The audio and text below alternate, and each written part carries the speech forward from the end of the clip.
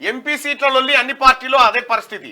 కాంగ్రెస్ ఆశావాహుల్లో పెరిగిన పోటీ, అసెంబ్లీలో అవకాశం దక్కని నేతల ఫైరవీలు, అధిష్టానం దృష్టిలో పడేందుకు ప్రయత్నాలు. ఈసారైనా అవకాశం దక్కకపోతుందా? అధికారంలోకి రావడంతో ఊపందుకున్న జోష్.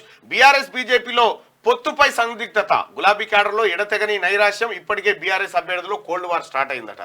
మొత్తానికి 17 ఎంపీ సీట్లకు భారీగా పోటీ కనిపిస్తా ఉంది.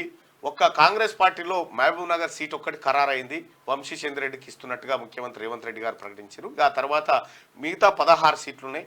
16 సీట్లలో 3 సీట్లేమో ఎస్సీలకు రిజర్వ్ అయ్యింది. వరంగల్ ఒకటి, నాగర్ కర్నూలు ఒకటి, మూడు సీట్లు ఎస్సీలకు రిజర్వ్ అయినాయి కదా. 2 సీట్లు ఎస్సీలకు, 3 ఎస్టీలకు అనుకుంటా. మహబాదు, ఆదిలాబాదు,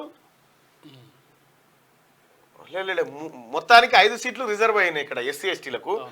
ఇక్కడ ఆదిలాబాదు,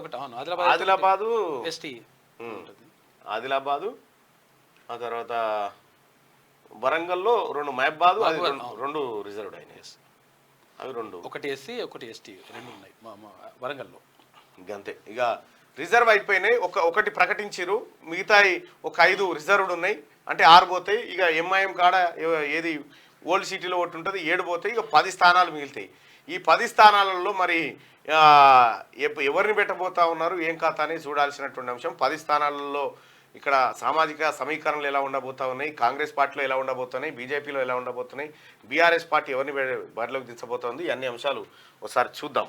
మనం కూడా వేచి చూడాలి.